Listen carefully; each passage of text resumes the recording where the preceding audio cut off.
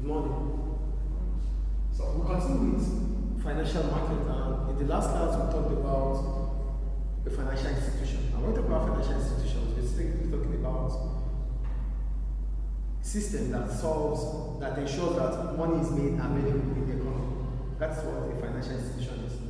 And for the financial market, without the financial sector, we don't even, it's the lifeblood of the economy. So without the financial sector, we don't have an economy that is funded. And when we talk about fund, we're simply talking about money. So that's about the financial sector. So part of the financial sector is the financial market.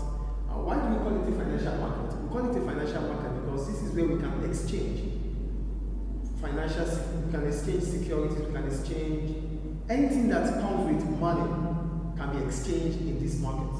So what do I call it? I said it's a market that serves as a link between savers and borrowers. Who are these savers? Savers are the same as those who have so much with them. So they are savers because they have abundance. They have a lot of money with them. And what do? They don't keep it at home. They don't stay back, keep the money at home. They try to save it in the bank, in an institution, like a bank. So as soon as they save the money into the bank starts using the money. Yesterday I told you that whatever money you save into the bank, it becomes a liability for the bank. But a liability is not good for the bank. That is why the bank will seek to lend it out to customers. Get the point here? Through the financial market, where we have financial institutions like the bank is a business on its own. What does it do? It gives out money, it saves money for people. So as soon as you save your deposit, as soon as you deposit your money to the bank, it becomes a liability for the bank. The money is not going to be kept in the bank, in the vaults. No. The bank will start finding a way to transact with the money, exchanging money to get a return.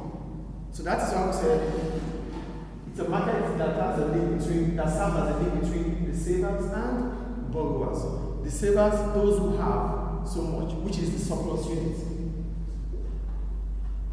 Then the borrowers, which can be what? The bank, the business or the firms. They are deficit unit. They need money to run their business. They need money for expansion. They need money to start a new business. They don't have much. The only thing they do is to go into the bank or to the financial market. So when you look at it in real sense, it simply means that both the financial market and banks are competitors. Is it making sense here? They are both competitors. Competitors. They compete for customers. Do we get it? But before we get into it, this is the financial system. I want to talk about financial system. We're simply talking about an institution that allows saving and borrowing. Do you understand what the financial system is here? It's an institution that allows whatever we're talking about here. So, from those who have surplus are what? Those who have so much money with them. To those who are in need of money or investment. So, we are in need of money. I can't go to the streets to get that. I have to go through an institution, the bank. Yes or no? So whenever you need money, you think about getting a loan from the bank. Yes or no? So why do you think about going to the bank for the loan? Because you know the bank has enough money that it could give to you as a loan. So it is cyclical.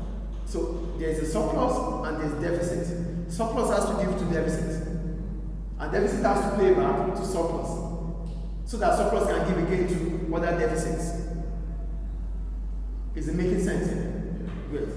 So notice what? Financial market is a market that creates and exchanges financial assets such as bonds, shares, and currencies. So in the financial market, we don't only sell our stocks. We can also exchange currencies. The dollars for the pounds for the euros for the dinars for the naira. It happens in the financial sector too. Is it making sense? Great. So, in the financial market, we have the investors and the enterprise. Why do we call them investors? We call them investors because they have so much to give out. So the only thing they need is someone to finance some businesses to finance. And what is finance? The disbursement of fund from the surplus unit to the deficit unit, where you have so much money to where we need so much money. That is what finance is about. And finance will not happen without a financial market. That is why financial market is what, or the financial sector is what, the lifeblood of an economy. Are we getting it? Great. So, in the financial market, we have investors and enterprise. Investors are part of what? The surplus units. And the enterprise are part of what? The deficit units. Is it clear? Any question up to now? So, I've got a question. Yes. Can you make an individual one individual like sponsor or invest in a business and firms? Sure. Like instead of like giving the money to the bank, then the bank uses the money. Can like one individual? An individual is. Even individuals can borrow government money, can lend government money. We call it bond. So government could go to individuals for loan. So if you have it, that's why you're a household. You have surplus. You could choose to save it. You could choose to give it out for investment. It's your money. You have control over it. Do I answer your question? Great. So, that is the financial market. So part of the financial market, it works with a system. That is what we call the financial system, which is an institution that links both borrowers and savers at a spot. So that is the system. So this system works for the surplus unit and the deficit unit. Now let's look at how the system works. It is assumed that we have a system. And as soon as we have this system, there's a need for those who have money. The household sector, individuals that have a lot of money with them. What do? They can choose to save their money here, to save their money, or use their money to buy capital goods, or to buy bonds, shares in the financial market. They could choose to use their money to buy that. It depends on whatever they want to use their money for. They could save their money. They could use it to buy bonds, shares, and the rest in the financial market. This is a choice. This is a decision of the household. But what it simply means is that the household has a lot of money, surplus, which can be saved or be invested. Any question about that? Are you here, please? Please focus here, please. The household is a surplus unit. They have a lot of money, which can either be saved or be invested. Is the first point clear? Either ways, they have surplus. Giving it here, it will be used. Putting it here, it will be long term. The return will come back definitely. They have a return on it. Then we have businesses and firms that have to go through the bank to get loans. Since the surplus unit are putting it here, this has money, yes or no? The bank goes to the firm, or the firm or the businesses, they have to go to the banks to get loans for expansion, for purchasing capital goods, whatever they need it for, to increase their productivity, to increase their output. They go through the bank. The bank gets it from where? The surplus unit, which is households, the savers. Do we understand this here? No. The businesses might also go to the financial market. Going to the financial market means they want to source money from the surplus unit. So individuals might choose to buy shares. Yes or no? If you choose to buy shares instead of saving your money, it's an investment. You do that with the stock exchange market. The stock exchange market is part of the financial market. You're not saving your money anymore. You want to buy shares. So firms might choose to increase their capital. That's what we talked about, debt equity, and the other one, we have debt equity, debt financing and equity financing. You have debt financing, equity financing. So these are the two ways businesses can source for capital. If it is debt financing, it comes through the bank. So they get loans from the bank. That is a debt. If it is equity financing, it means they want to sell part of their shares to raise capital. That is equity financing. They do that through here. Everything that happens comes through what? The household. Is it making sense? Are you guys getting this? Do you have a question about it? Is it making sense, please? We have a system. The system is the interlink between those who have the surplus unit to those who need it, the deficit unit. So the household has it, the surplus unit. The household can either save or buy shares in the financial market. Do you get it? So, if it saves, the businesses or firms will go to the bank to get a loan for their own business.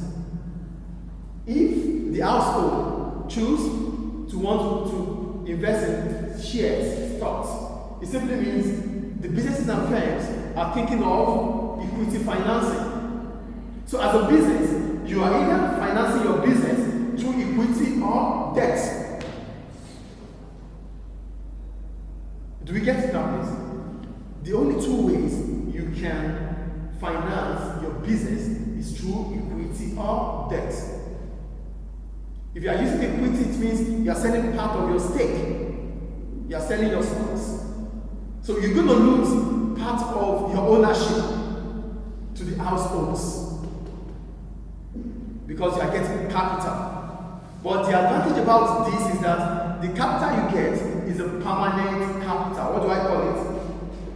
Permanent capital.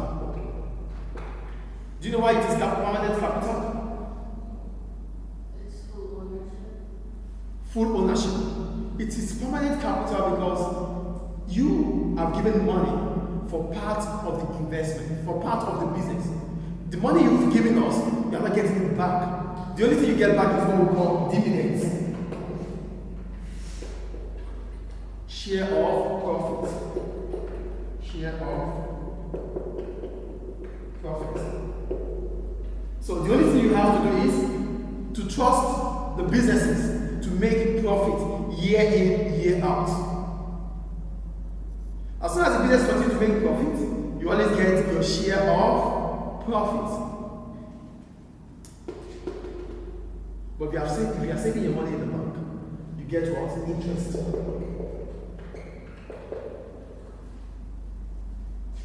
Do we get it? So as a household who has money, you either think about interest or ownership. Any question about it? Do we get how the financial system works? The financial system is the lifeblood of the economy. We have the surplus unit and the deficit unit. The surplus unit helps us, has a lot of money that can be saved or invested. That's why we call them investors, right? That's why we call them investors. They have money. So they have two choices here. Either to come to this market or to go to this institution. Going to this institution, it means this is their goal. Coming to this institution, it simply means they think about what? Ownership. Does it make sense now? Any question about the financial system? Do we understand what the financial market is now? The financial market is the link between the borrowers and the savers. So now let's look at here. Who are the borrowers?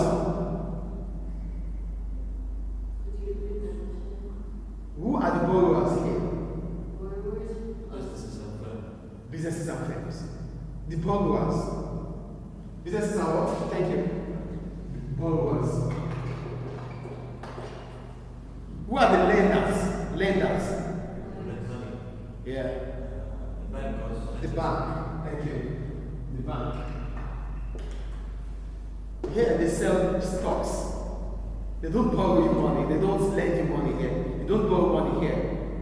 You buy stocks. So, who has money? Households. They have money. That's how money flows within the economy. It starts with who? The savers. They think about where to take their money to the bank, or to buy, to have ownership. Oh, to the bank. The bank gets it, the bank gives it out. Oh, here, the bank thinks about it. So, as an individual, as an economics student, what you have to put in your mind is that for every business organization, or for every enterprise, or for any firm, they either think about what? Equity financing or debt financing. If they think about equity financing, they go through the financial market. If they think about debt financing, they go through what? The bank. Is it clear? Any question? Yes, you have a question? Any question? So that is how the financial markets work. So in the next class, we're going to talk about the types of financial market we have. We have the money market, we have the foreign exchange market, and the capital market. Okay?